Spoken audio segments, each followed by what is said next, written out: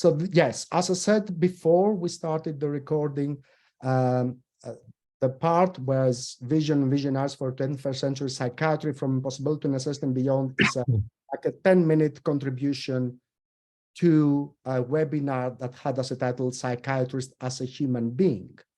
And the rationale behind the webinar is that modern psychiatric practice, is dominated by lack of human contacts, like that you have to do so many things, which, relationships, etc., do not play a role. And the whole webinar was like a call, like to back to the psychiatrist, become like a human, be again a human being. So like not lose the humanity and the human connection in practicing. And I chose something which you will understand why I chose that later on.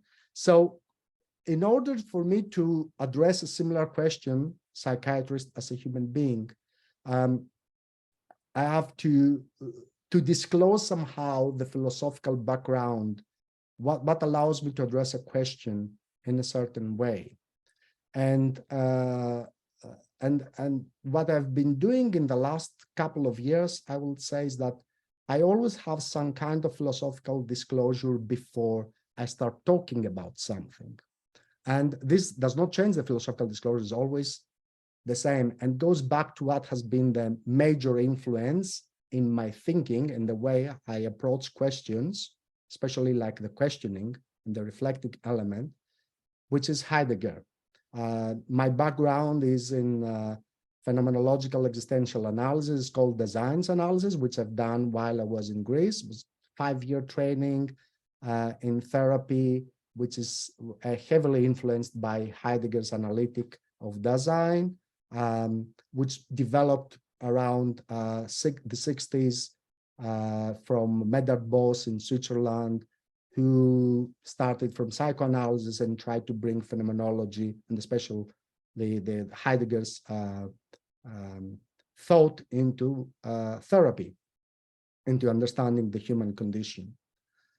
So the way that what summarizes, and that comes also from my own personal therapy, that summarizes the way I can approach any question or anything at all, and which is it's very important to say that for me, because if people wait that I'm going to make a lot of propositional statements, that's not going to be the case. So it's more like about how can I engage with something like that. So the motto of everything that is summarized, and I'll try to explain how I get into it, is that the core disposition, and I use the term disposition here as a very important way to understand philosophically how I am formed and how I engage with anything, and including our discipline, is distantiality.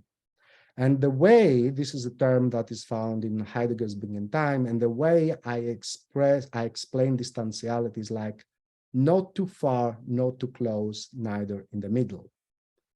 And I hope it will become, you will understand what I try to demarcate or to try to point with this. So, I'm saying that a brief excursion into Heidegger's thought as it was developed in his magnum opus, Being and Time, is needed to map the significance of distantiality as the fundamental orientation of concept formation. This is a Kantian view to approach this question.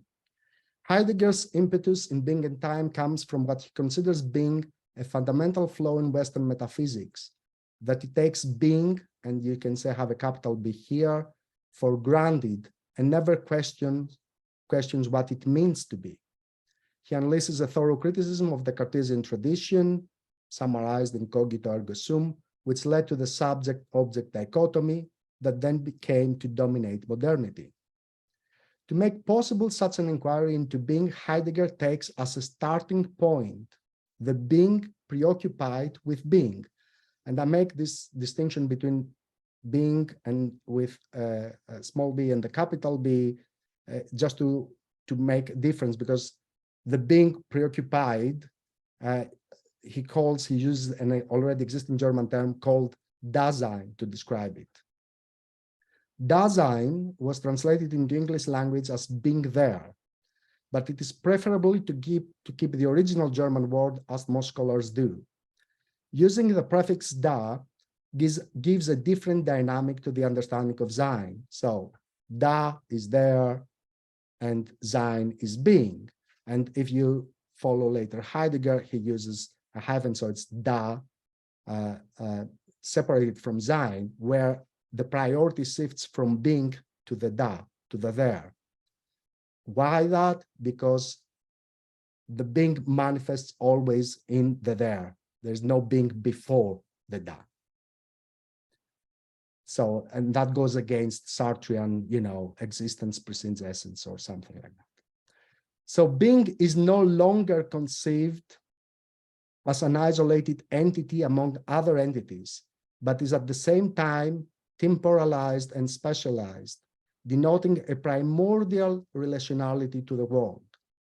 It is important to point out that Dasein is not to be understood as the biological human being, nor is to be understood as the person. Dasein is thrown into a world that has already its own ways, its own set of concerns and practices.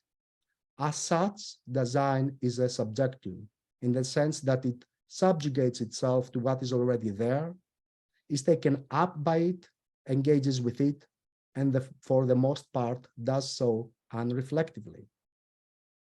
Heidegger calls distantiality, this fundamental character of Dasein, existential in Heidegger's terms, as an everyday way of being with one another. To quote Heidegger, the care about this distance between them is disturbing to being with one another, though this disturbance is one that is hidden from it.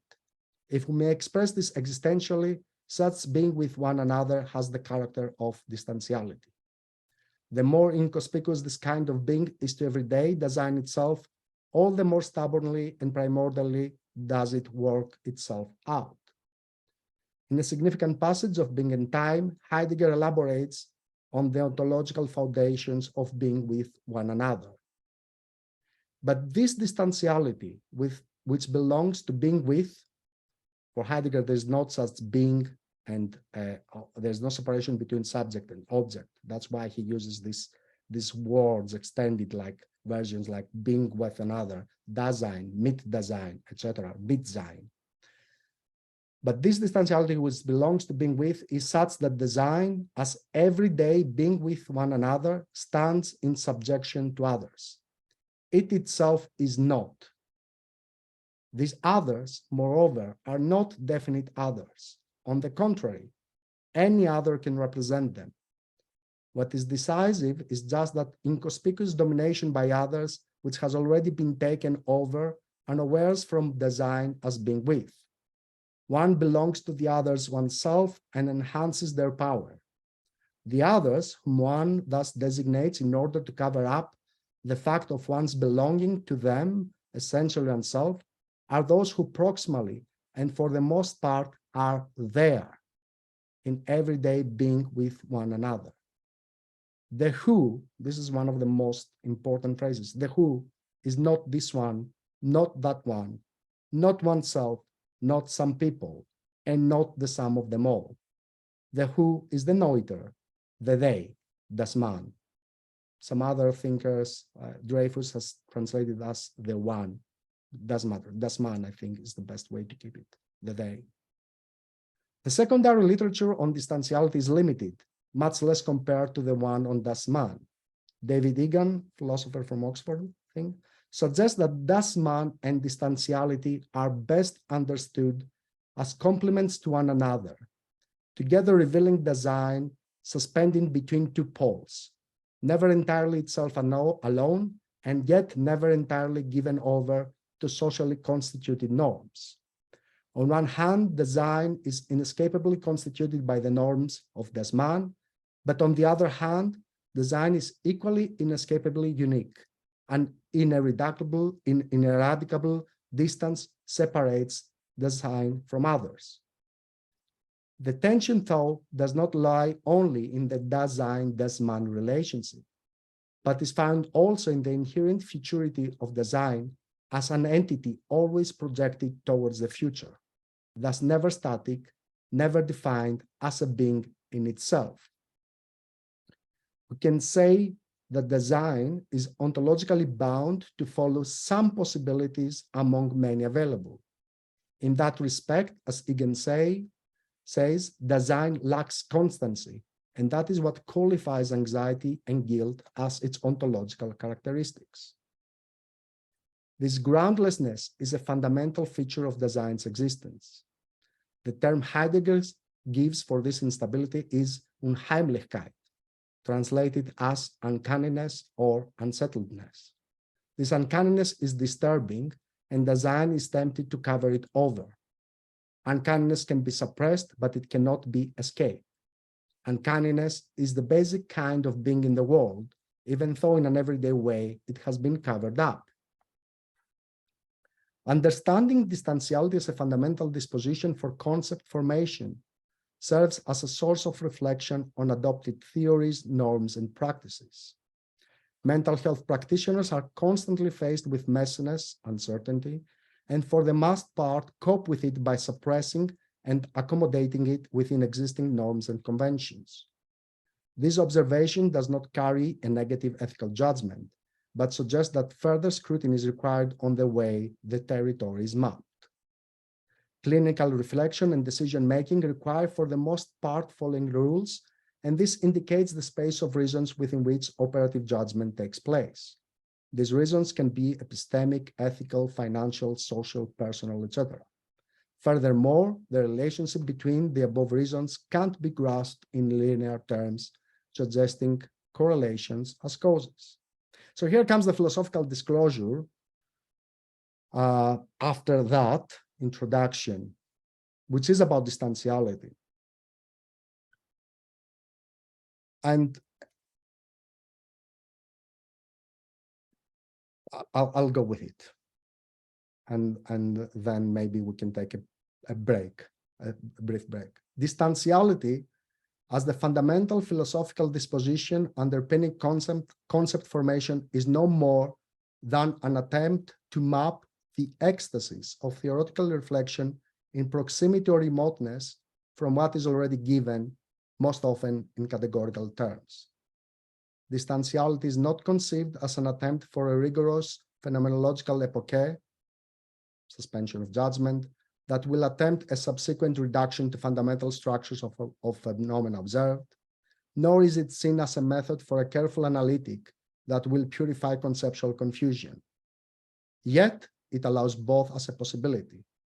Its ecstatic character allows it to emerge as the intermediate space of questioning that takes the form of where from and what for, without necessarily aiming to map precisely the distance between the two. Ultimately, there can be no proof that distantiality is mastered or grasped by the author, as it can't be articulated in propositional statements. I always have a concern if what I say makes sense. So I'm happy if I can make some brief interruption, or if you want me to go along with the next part, and which practically stems from what you described. So the atmosphere within it comes from that, or if you want me to elaborate more on this, what I'm saying. And I don't know what's best really. So I can go and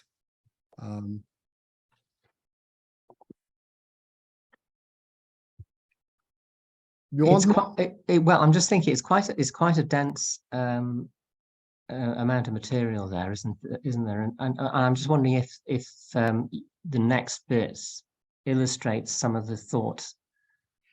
It illustrated in a David. It illustrates in a way that is concealed, so it underpins it. Okay. But it is not used as.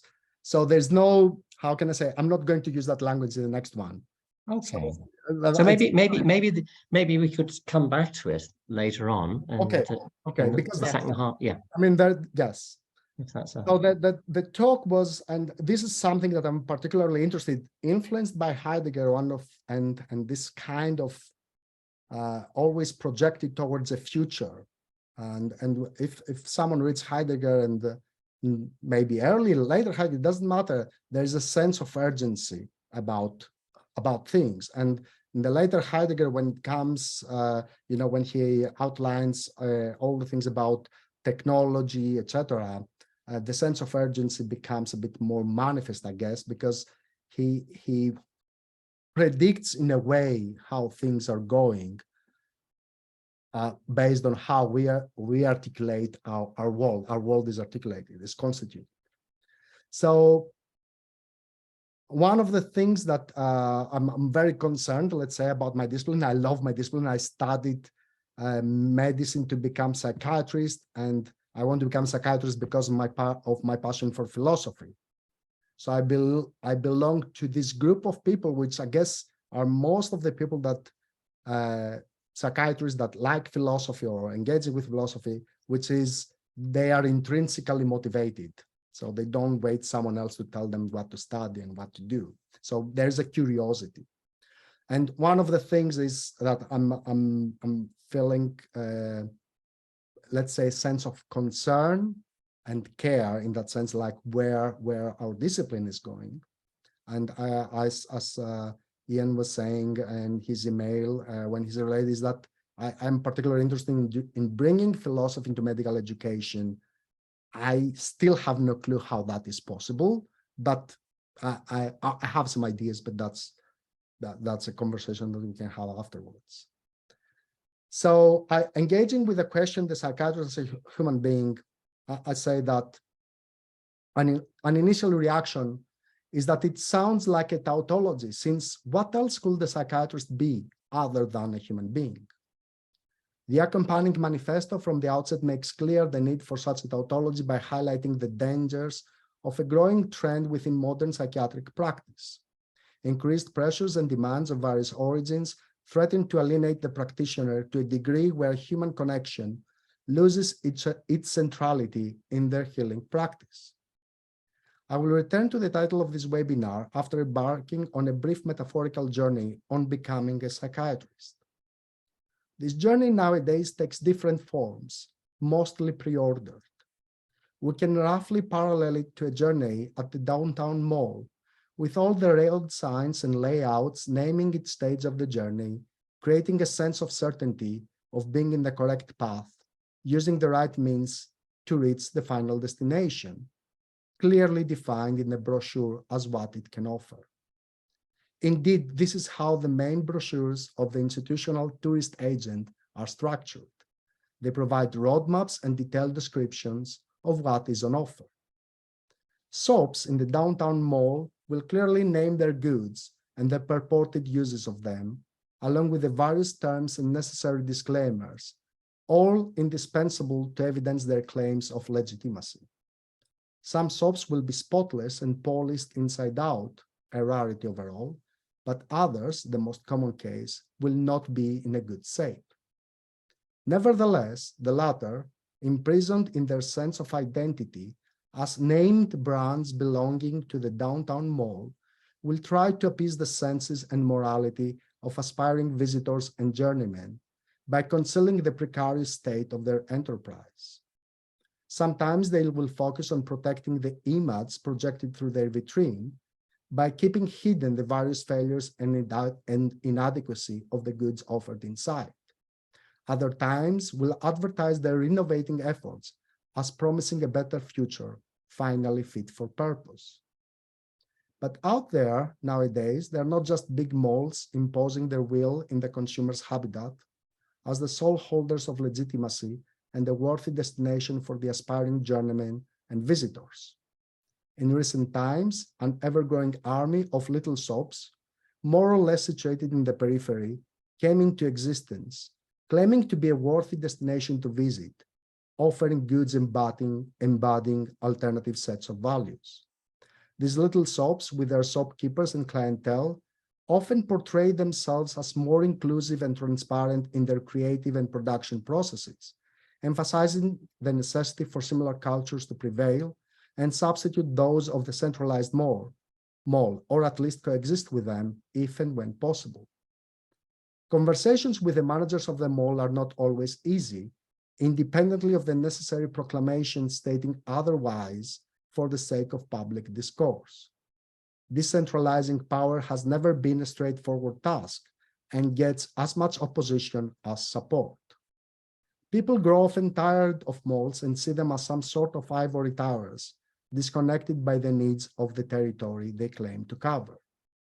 Malls, on the other hand, see themselves as the location where their processes guarantee that truth and objectivity converge in their effort to become one. This is unsurprisingly true. Deep down, malls took in the community the place of churches, and it's difficult for them to abandon claims of orthodoxy. Malls tend to be distrustful of centrifugal forces, such as the ones generated by those who feel orthodoxy and centralized command exclude them. The bigger the mall, the more powerful the fear of decaying if journeymen and worshipper numbers dwindle down. But one thing we know is that nothing ever escaped the decaying forces of time, and the managers of the mall ought to know that. This ontological necessity was already captured in what is known as the first saved fragment of Western philosophy attributed to Anaximander. Whence things have their origin, there they must pass away also according to necessity, for they must pay penalty and be judged for their injustice in conformity with the ordinance of time. The small enterprises in the periphery do not have the same existential anxieties, full of their sense of righteousness about embracing a just cause, characterized by the power of the now moment, the forming of new promising identities that inevitably are at the historical stage where they conceive of themselves as destined to resist time. In psychiatry, visions articulated by malls and eccentric visionaries share this common orientation towards an expanded futurity, but there the similarities end. Malls can articulate visions, but normally have no place for visionaries. Visionaries are incompatible with the very nature of the mall that serves as a center of gravity for centripetal forces whose concern for truth is tainted by their necessary allegiance to presuppositions of orthodoxy. Visionaries might access the mall whenever the decaying process has entered an advanced stage. In that case, random events resemble more seismic events, threatening to knock down the dominant image curated thus far, and inspirational leadership is needed to replenish its gasping for breath elan vital. Visionaries can be found in the periphery, but inevitably the impetus of their vision is confined within the temporal-spatial milieu that allows its manifestation, thus narrowing its potential actual reach. The wider the attempted reach and claims for universality, the clearer become the inherent limitations of it. All beauty and splendor of poetic vision is destined to dissipate if it insists on remaining oblivious to its decaying destiny. However, the fertilizing effect it brings can engage the decaying forces intrinsic of mall enterprises by integrating its rejuvenating splints to the mall's foundations and provide continuity to sameness through difference. Malls need to be open to visionaries and not be afraid of the centrifugal potential of their visions. Their decay is inevitable anyway. Balancing dispositions resistant to change with dispositions characterized by an openness to it is an art form lacking in our discipline and its formative principles. Transcendence as the fundamental philosophical disposition in creating a space for otherness where pre-existing identities and preordered concepts are exposed to transformative dialogues is needed. But to start moving towards this direction, we need to reconceive the title of this webinar in a way where it becomes clear that no tautology between the terms psychiatrist and human being is a given or even possible at all. None of the two terms can be defined with such clarity, making an identity relationship possible as a necessary outcome available to our reach. A nostalgic return to past iterations of a psychiatrist imago, or something yet to come, inevitably then become expressions of a potentiality that finds its place in an if-only narrative, where this or that event and actions will bridge the gap between actuality and possibility. Mind the gap, because the relationship will remain elusive no matter what, in conformity with the ordinance of time. And okay, so that was it. And I can explain a lot of things, but I don't know. Obviously, there may be all sorts of questions and or clarifications or. Thank you, Tassos. Yes. I'm just, I suppose we have a choice now about whether or not to keep your text on the screen or to return to. What do you prefer? I mean, I think it may be I guess it may be helpful if you want, or if we can just move totally away from the text and just have a conversation around the text and what the meaning within the text are, without having to go back to the text. Okay. Should we? My suggestion is, shall we try that? Unless, okay. Yeah. And we can always come back to the text, can't we? Yeah, absolutely. There we go. So, thank you for that. Has anybody got any particular comments or questions they want to?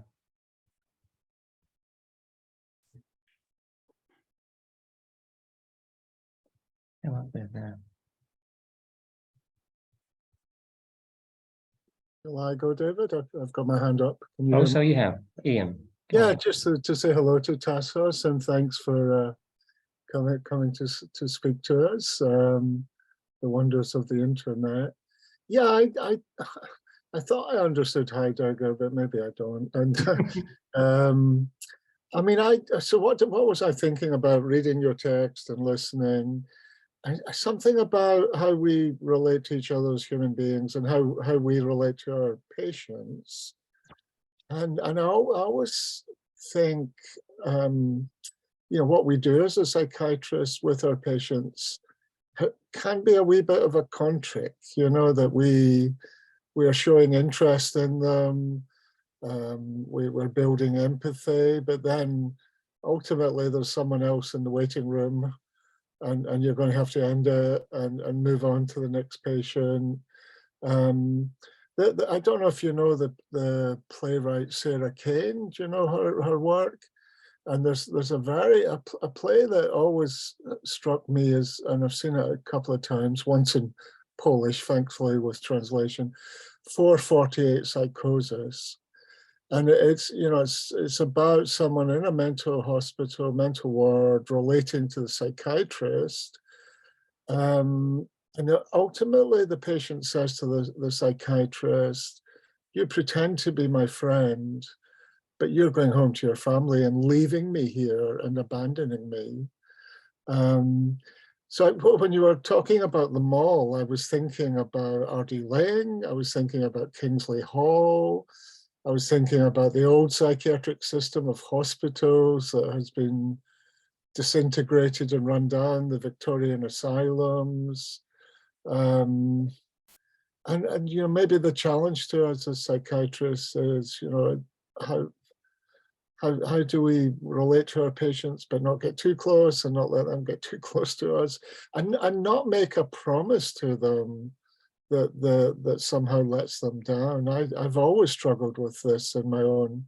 Now, have I totally misread what you were talking about, or is that the kind of no. Well, okay, there is obviously this was an ontological, like there was a talk with an ontological, strongly ontological component, from where the situations that you describe obviously make it part of it. So I guess let's start with what you said. Is like there is a basic question: what is that I am doing? Right? It's like, what is that? Who am I? What does it mean to be a psychiatrist? And what does it mean to be a psychiatrist maybe at the time of Minkowski, who will spend like 6 months with his schizophrenic patient living together and having a full understanding of their psychopathology, and a psychiatrist, however good, it doesn't matter, that can spend maybe half an hour once a week. I mean, what does it really is? Are they both? Are they the same? And then how can you say what is better and who is better? I mean, then you have all sorts of different questions like, oh, Minkowski could do that with 2 patients, 3 patients, and there are hundreds of others that they had no Minkowski whatsoever to engage with. Instead, now I can, make myself available for that limited amount of time and in that specific space for maybe half an hour, which is, from a utilitarian point of view, is obviously it sounds a better thing. But what is undeniable is that whatever we call psychiatry, psychiatrists, etc., is not a fixed entity, and it cannot be a fixed entity. And however we want to identify, I mean, we can identify ourselves, and I guess my idea of a mall wasn't really the hospital, but was like the institutions of psychiatry, like the Royal College of Psychiatry, which are by necessity. This is not a criticism in the sense of, they are doing things wrong, or, they should be doing things differently. It's nothing about that. It's about understanding the rules of engagement, what makes it possible. If I can say it in phenomenological terms, it's like phenomenological language is a question like, what makes possible even for us to have this conversation tonight? So how is it possible that we met tonight in this space, which is a digital platform, and talking about psychiatry? Something made it possible. That this is not by chance that it happens. And the possibility has long roots. And what it goes, and when I refer to Anaximander, etc., and what I'm trying to say, and we all know that we are in a profession in crisis from the workforce crisis that we have. That the fact that many people may think that, oh, our profession is going to endure time. I'm not sure about that. I don't know. Are you sure about that? That we are going to endure time, that we are going to exist for 100, 200, 300 years from now? No, I'm not sure about that. And I have valid reasons to think about it. So when I bring the Heidegger's ontological anxiety, the angst that Heidegger talks about this lack of fixity, that you are always projected into the future, and the future comes quickly, extremely quickly. And it doesn't come, the change does not come because I decide to make the change. It doesn't come even because the scientific publications decide to make a change. It doesn't come because, the interests that make possible what we practice and do and engage with people go far beyond what can be. They're not just epistemological, let's say. So what I'm trying to say here is that that we need to be more open. Absolutely, we need to be more open, and that is not and probably more bold, but at the same time we need to have some center of gravity. But then we need to find ways to enrich the center of gravity and not be so defensive to what is our perceived identities for whatever part of the future, because you have all this, how better psychiatry was like 20 or 30 years ago, or I could spend so much more time with my patient and I can't do today. That's a bit the whole thing behind that. And distantiality as the fundamental disposition doesn't mean anything else. It means like that I'm always suspended in this kind of uncertainty, because the moment that I start questioning things, that is where you can open up. And the question is, how can you deal with it and how you can progress? And that's what, when I say transcendence, means like that you have to be, I mean, we know that, and we had this conversation here briefly. I can't understand how, and that's a criticism now, how people that love philosophy, they do not communicate between themselves and they just form silos. I can't understand that. for me, that is a red card. I have no other way around it. And I'm saying that because I don't belong to asylum. I mean, okay, I happen to become the chair of the philosophy special interest group, but you know, there's no interest in there, for, you know, in the sense of, you know, like I have to get something out. And I guess that speaks to your educational ambition, doesn't it? That it's about expanding. Yeah. Yeah. And I have a proposal, but I can. Yeah. Thanks, Tassos. There's a couple of other contributors. I hope it makes more sense now what I was saying. Well, maybe, and we will just. Tassos, that was helpful. Yes, thank you, Chris, and then Peter. Hi, Tassos. Thank you. That was really interesting. I'm going to do my best to try and articulate this clearly, but I fear my own thoughts aren't fully formed. But we'll give it a go. I suppose what struck me in the metaphor between the kind of malls and then the smaller shops and the kind of visionaries, if you like, is that kind of inherent in that relationship is one of tension and contradiction, where almost one cannot exist without the other. And I'm framing it in terms that I feel more comfortable with, but almost there's kind of like a dynamical system that the two are relational, and they can't exist without one another. And it's interesting, if I've understood you right, to think about kind of mainstream psychiatry as something that is kind of in influx and influenced by smaller fringe groups, such as things like neurodiversity movement, Mad Pride, whatever it is, and to think about the kind of tension between that relationship, that actually part of the status of those fringe movements is that they are fringe movements. And if you had that beautiful phrase about the kind of the visionaries by necessity, you know, sort of as soon as they expand to become mainstream, they're not visionaries anymore.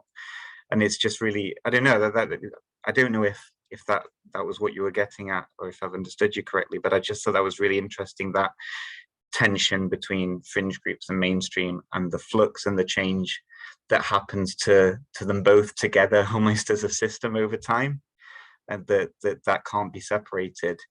And I suppose that then brings in the idea of values as absolutely inherent in whatever we mean by psychiatry, that I don't think ultimately we can ever naturalize psychiatry. Values change, and it is inherently normative. So the system and the relationship between the parts in that system will change as values change, I suppose. And our job is kind of trying to be open and understanding of that. Does that make any sense? Absolutely, makes total sense, because I mean, yes, there is tension. There is a constant tension. Absolutely, that's true, and that is what I was alluding to. It's like that we it's kind of postmodern period where, you know, there's not just one truth. Even if, let's say, we were pursuing some sort of absolute scientific truth, that over time we find that actually it may not be possible. And then obviously at the same time you have the collapse of the fact-value dichotomy, and you have people claiming, you know, that their values are heard and listened and integrated, and you know that there's this constant tension, and that's part of the complexity that we're dealing with, and that cannot be reduced, cannot be naturalized or anything like that. So the thing is like that things are going to change no matter what, but how they change, or what makes how can I say, like, I guess metaphor, a bit like in therapy sometimes, you know, like that you just like a small nudge or just small steering, you know, like events will take, you know, their path. They are not entirely decided by us. I don't think any of us can really understand and capture the magnitude of events that decide our own existence as psychiatrists, as human beings in the society, etc. I mean, I don't think that's possible. And so having this a sense of identity that is open also to the other, I think that's the important thing. So I haven't used at all this word today, but a kind of fundamental word that let's say if I tried to create a course, philosophical course for psychiatrists, I would have just two basic dispositions for them to engage with in real world scenarios. One is intersubjectivity, and the other is vagueness. And you know, have these two philosophical dispositions and really let them, you know, permeate their practice. So to have an understanding of, you know, how fuzzy things can be and the boundaries and demarcation and how language can be misleading and values, you know, how they can change things. And the intersubjectivity means like that you is like Heidegger, that kind of the transcendental intersubjectivity is like that. You are already constituted in this common place. You do not exist before you even meet. You know, that is not that you know, you are already there. I mean, when you meet, the conditions of your meeting have been already pre-established to a degree, and you can modify them, and you can reenact whatever is the dominant practice of your era, of your clinic, of your culture, of your consultant, or whatever level you see it. Or you may want to be curious and open and take it, you know, a bit further if possible. It will happen anyway, in my view, because there are so many other things that decide these things, not just, you know, the scientific and therapeutic element, but that's a bit the question. So for me, it's like how to have curiosity, how to create a space where people are curious, are interested, are open. I see many trainees, enough trainees that start their training with a lot of creativity in their minds, and then, you know, they just go through, you know, the meal, and, you know, they have to really bring down all their efforts to be creative and just fulfill criteria.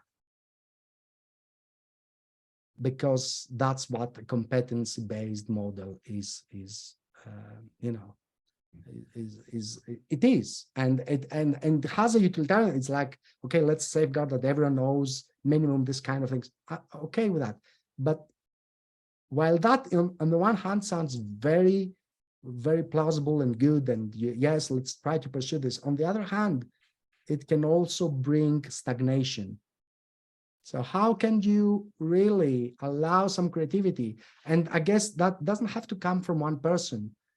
It's maybe create spaces where things like that can happen. I don't know, but yeah, absolutely. I think that was the part of what was in my mind there, because, you know, there's a risk also of saying my truth is everything becomes truth, you know, like not, yeah, that's a problem also. Okay, so that was the part of this, the fringe groups, as you say, you know, that they, you know, they are defined by the tension that they have with the mainstream thing, but then what happens next, you know, that doesn't promote really anything beyond that. So their identity is fixed, and they're prisoners.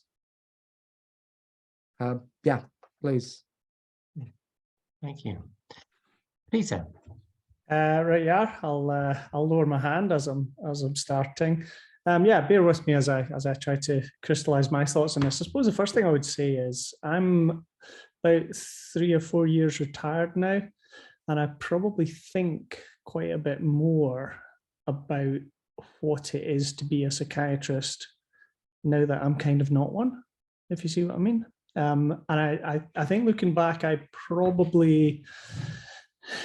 was probably an element of choice that led to me being in jobs that were very busy, where in effect, I felt like I was rationing the care that I and my team could provide to patients? I mean, I heard you giving your kind of two extremes of how often patients are seen, for comparison of the psychiatrist who lives with his patients for 6 months and the psychiatrist who sees his patients for half an hour a week. Wow, that second guy is much more intense than I was for most of my career. Half an hour every 3 months for many people. And yet, clearly, that half an hour was very important, I think, for a significant number of the people who were seeing me. Touching on what Ian was talking about, that therapeutic relationship, as we call it, is to some extent, Ian used the word a con, and that's maybe slightly harsh, but I see where you're coming from, Ian. The thing I was thinking about as you were speaking about that is Janice Galloway's novel, which was also a fantastic stage play, The Trick is to Keep Breathing. And the woman in that who has gone through major difficulties and is having significant depression, she has her first assessment with the psychiatrist. And it's clear from her account of it that that assessment is done well and goes well. And yet the primary take-home message that she took from it was that she could see his packed lunch on the shelf behind him. And she knew that immediately after she had poured out her entire life of pain to him, the next thing he was going to be doing was eating his lunch and just moving on from that. And she found that very difficult to cope with, but could also see how that's essential. Thinking about the analogy that you put forward of the kind of large centre that is basically sticking to accepted wisdom, wherever that came from, and of course all accepted wisdom was at one point very innovative. I think that the thing that is on my mind is that for me, the core of what I was doing as a psychiatrist was the time that I was spending one-to-one, usually in a closed room with no one else in there with me, with patients. And what frustrated me most and definitely contributed to my decision to retire pretty much as early as I could was that I was getting less and less opportunity to do that and more obligation to do administrative tasks. I was basically a bed manager as an inpatient psychiatrist. I'd come in on a Monday, there'd be 19 patients in 15 beds, and my job wasn't to provide care to any of them, really. My job was to get that down to 15 by the end of the day by whatever means possible. And that usually meant not necessarily those who were best able to move on. It was those who could be moved on with most ease within the system, those who had least in the way of friction that would stop you getting people away. The point I've been thinking about is that core one-to-one with patients, and I might practice in a very different way from one patient to the next. I frequently did. That, I think, sits in an opaque way and is not really seen and part of the kind of hive mind, if you like, of your mall. Each individual psychiatrist is still doing what they think is right in terms of how they relate to patients. And many of them are still doing what they think is right in terms of drug choices as well, although I think that's much more regimented now and probably should be. So that was my thoughts about it.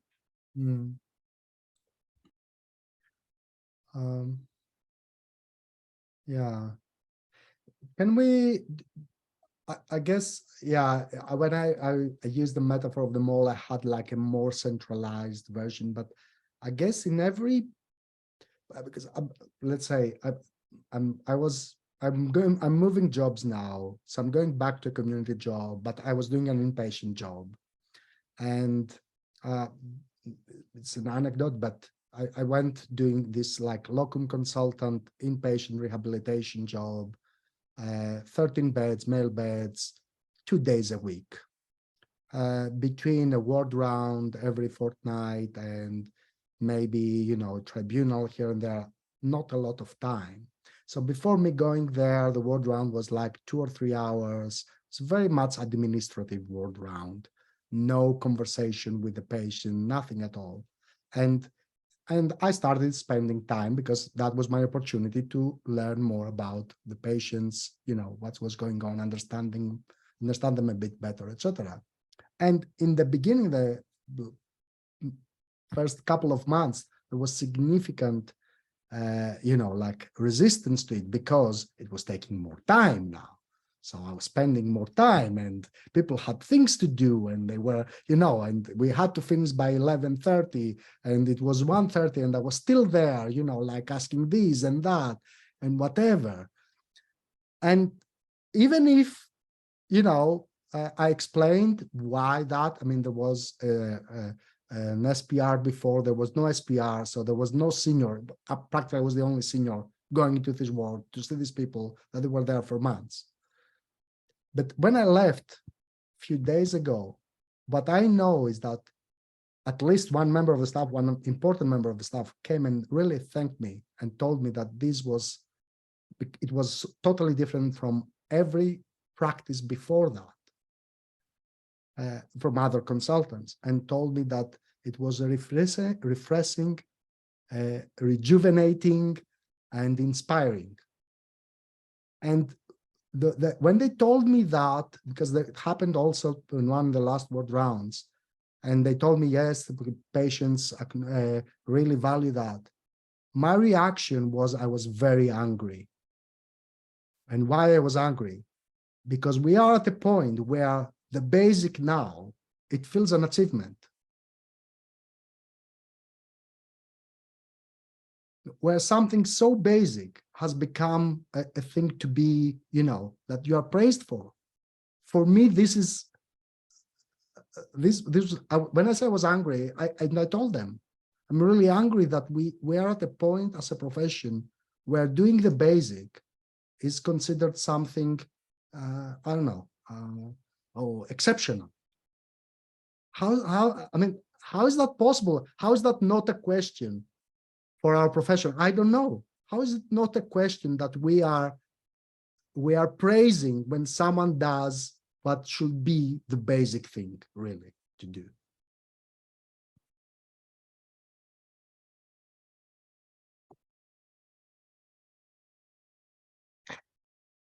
Thank you, Tassos. Yes, and I don't want to sort of you to follow this up, but I'm just sort of thinking about the Heidegger's magnum opus. He focuses a lot about time, doesn't he? And here we are thinking about time. Brennan, before we run out of time, please, what's your comment on question? Yes, sorry. It might be slightly tangential or maybe on a different sort of level of analysis. I haven't even graduated medical school yet, so you'll see where the reference frame for that for my question is coming in. Do you think you're talking about the competency-based model and seeing lots of trainees who go in very creative and then sort of come out churned into machines? Do you think it's like a uniquely UK or British health system problem? Do you see other systems that are doing this better?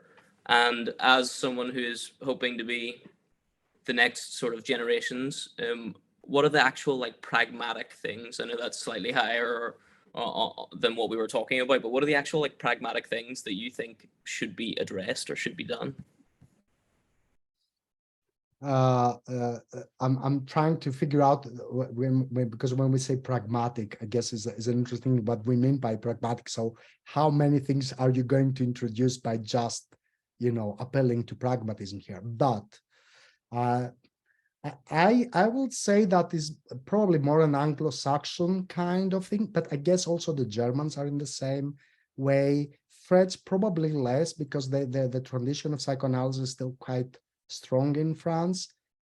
Italy, I know that they are a bit more creative than we are. Not all of it, but one of the things that my own experience, I trained back in Greece, so I had a lot of time in my hands to do other things beyond my basic psychiatric training. I don't think a psychiatric UK trainee has that time available at all.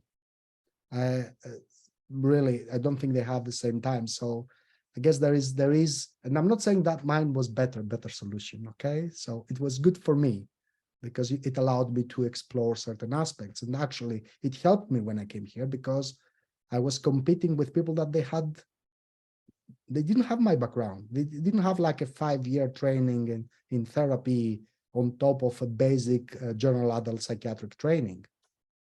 So that was, as a general adult psychiatrist, that was a significant difference. So what is one thing is so important. I have started with a few medical students that are interested in philosophy and psychiatry. And so we started a group, and I'm trying like kind of mentoring, let's say, but not mentoring like you should study this or do that. That's not the case. I think your generation, or, you know, they are totally different from what my generation is. We started with orthodoxy and we tried to open up our wings. Instead, I think this generation starts with a lot of complexity because they get so much influx of information. It's so much available. And what is a totally different journey. I don't think I can really relate of what it means to be now a 21-year-old, 22-year-old, having access to so much information that I had to go through textbooks or maybe read something here and there or go and hear like the guru of the situation. There are no gurus for 21 years old. They don't care about gurus. They don't care about these things. They have none of that. But on the other hand, the problem is that you get so much. How do you filter all that? How do you understand what is relevant? And how, I mean, that is I think that we can't really, the older generation cannot really understand what it means to be a 21-year-old wanting to be a psychiatrist and who does not necessarily, you know, subscribe fully and only to the medical model and has some curiosity. There is no comparison with this journey. So for me, it's more like dialogical kind of conversation. So I will say, what I suggest, for example, to these students, like, do what they ask you to do. Keep an open mind. I'm here. Let's have a conversation. I may throw you an idea. Go and look at it, you know, or explore. Maybe I can tell you something that you may not be able to understand at that point in time in your career. But me offering like a replica of my own journey, that is not possible at all. So I guess there are questions, and I go back and I started this talk emphasizing, and I don't know how it sounds, because obviously for me, I'm a Greek, Mediterranean. I don't come as concrete and analytical as someone born in the UK is. So that's a problem on the one hand. And I know I may abuse your patience in that way, but there is also some value into understanding these positions. And nothing comes out of the blue. So the way things spin in your mind, why I'm trying, and I spend so much time trying to say what is my philosophical disposition, is like that for you, or, you know, to think what is your philosophical disposition. So what are your epistemological, philosophical commitments, even if you are not aware of them, you know, or it can be even ethical, political, whatever. So yes, I would say just do your own journey, but have someone to have these conversations where you can come back and ask, and, you know, where you don't need us necessarily. You need us, but you don't need us at the same time. You know, we shouldn't be too present. That is how I see it. Not too far, not too close. Exactly. Neither in the middle. Oh, neither in the middle. It's Yes. a mischievous idea, isn't it? David, you had your hand up there.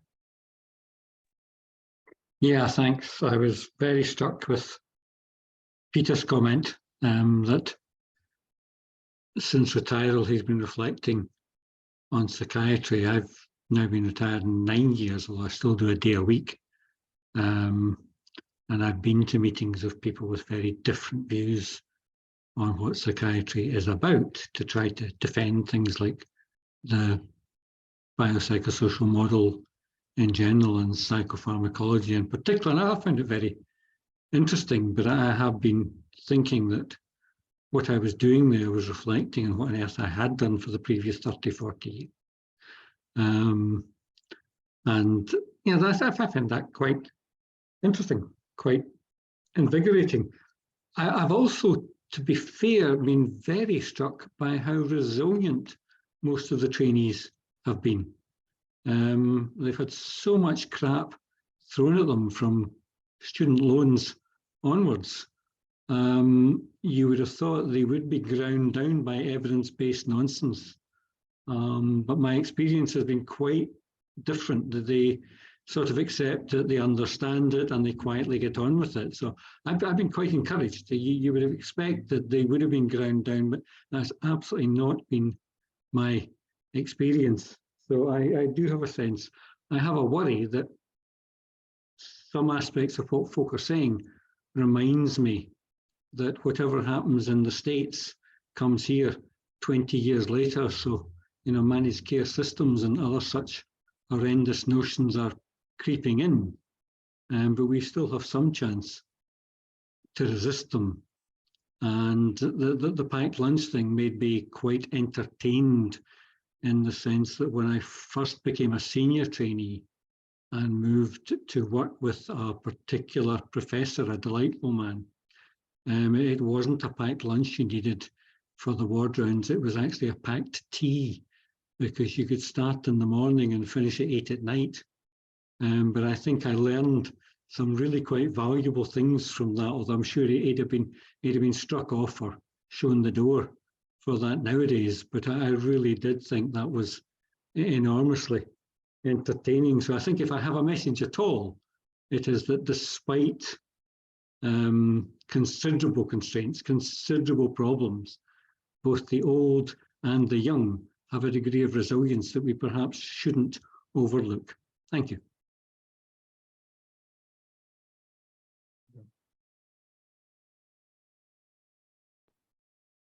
I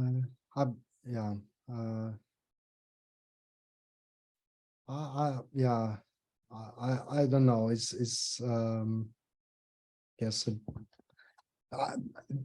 guess we are resilient. We adapt. I guess, right? I mean, but I'm not. I don't know. I don't know. I'm hopeful. I guess part of your resilience, I mean, the resilience is about the making sure that curiosity doesn't die, and which is a deeply Heideggerian thought, isn't it? That we are a question, we are living questions, and but I was sort of thinking, just throwing my tuppence in here. And wanting your thoughts a bit, Tassos, about where science fits into this picture, and about where the center of gravity of psychiatry might lie. And I take your point about how precarious and fine the sort of finitude of it all is. But I guess some people might say, well, we're building our castle on the bedrock of neuroscience, and there is a timelessness about this. We understand things in themselves, as not just for us, but in themselves. So it has an authority which will help us to navigate forward. And all, you know, that missionary talk. I just wonder what does that give us a center of gravity? Okay, and it may sound counterintuitive what I'm going to say now. I do believe we, as things stand right now, I think part of our core training should embrace neuroscience. But obviously there has to be a critical kind of reflection on neuroscience and what potentially the limitations are. I mean, there is always a risk to fall in some sort of eliminative materialism, you know, like this kind of, at some point we'll find the answers, etc. We may find some propositions through neuroscience, but I'm not sure that they are going to map our existing language. So language will have to change. We'll have to change in a way where I'm not sure what kind of discipline are we going to talk about then. It's going to be called psychiatry, it's going to be called neuropsychiatry, or just neuropsychiatry, not psychiatry anymore, but neuropsychiatry or neuro something kind of thing. And how that is going to translate at the end of the day, I guess it will, again, will be decided by the market forces. So simply put, how expensive is it going to be? Is it going to provide enough for what it costs? You know, so there are going to be other forces that are going to decide actually if that is a viable thing or not. Maybe yes, but maybe not for common mental disorders. I don't know, whatever. I mean, there may be maybe one thing like to study through neuroscience certain phenomena, but how you intervene may be a totally different thing. Because, so again, I do not, what I'm saying is that I'm a psychiatrist and a mental health practitioner. So I do believe that psychiatrists and medical profession, like a bit like Jaspers or that kind of figure, that you need to understand, you need to have a background in neuroscience, but you need to go beyond that. And as a discipline, I think we need to be able to build some core foundation within the medical model, but then we need, especially, I mean, in the UK, that's a good thing that you have like 3 years of core training, 3 years of higher training. Use the higher training to, to balance things out a bit, between core training and higher training. Enter into a dialectic where, you start asking questions. So I guess I will not advocate for just let things loose. Maybe before the Flexner era in medical education, beginning of 20th century, where every institute was doing their own thing, and you would go to an institute that would be heavily neuroscience, let's say, or neurology, and another institute would be exclusively psychoanalytic medical institute, or something like that. I will not advocate for something like that, but I will advocate that definitely we need to have, you need more. Philosophy, I think, is important. If neuroscience becomes the answer, I don't know.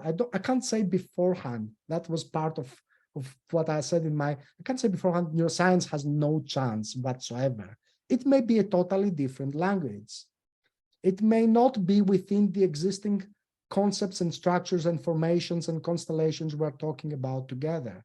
I don't think I think it's very difficult to say now neuroscience will find all the biological basis of schizophrenia, which is like a syndrome that is so different and from different people. I don't see that happening, but that neuroscience can identify things that maybe then we can group them in some other kind of names. I don't know.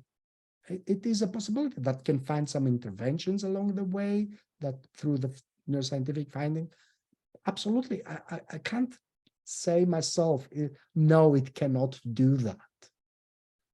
But on the other hand, by just exclusively, from an ethical point of view, like, because we're going to find one day all these answers, whatever, we are ethically justified today to act in certain ways. I find this problematic. Or let's say not to be aware of other people's values, etc. And I mean, or neglect, the therapeutic relationship as if it is something not important, because one day we'll be able to objectify everything. That doesn't sit well with me and shouldn't sit well with anyone, really, I guess. So, but saying also that neuroscience has no chance, I don't think that's right either. Yeah. Yeah. It's not about, and there's a philosopher that I like quite a lot. It's called Ha-Seok Chang. He's professor of history and philosophy of science. And he has a paper in one of the Kendler and Parnas series, which is called The Epistemic Iteration. And he talks about pluralism in science. And he practically, he shows, even with, let's say, what we'll say, say, oh, the water is H2O, like very, like hardcore scientific facts. Still, the way that they came to become dominant facts, it deprived us from the possibility to explore also other lines of inquiry. So we need to have open lines of inquiry out there. And we need to have some methodology. So you need to be aware of what your methodology or what your limitations are. But you need to have them. I have nothing against having psychoanalytic, CBT lines of inquiry. I have nothing against that. But how can you engage in a dialogue? How can you practically understand your limitations? Heidegger practically was all about understanding the boundaries of your knowledge. So all this questioning was, an effort to, to understand how far can you go, because that can allow you to understand what is relevant, what in the here and now, in this kind of specific temporal spatial context can be relevant. Yeah. Thank you, Tassos. And I've just got an eye on the clock here because we're almost out of time, or we are really. And thank you very much for helping us to get out of whatever silo we were in.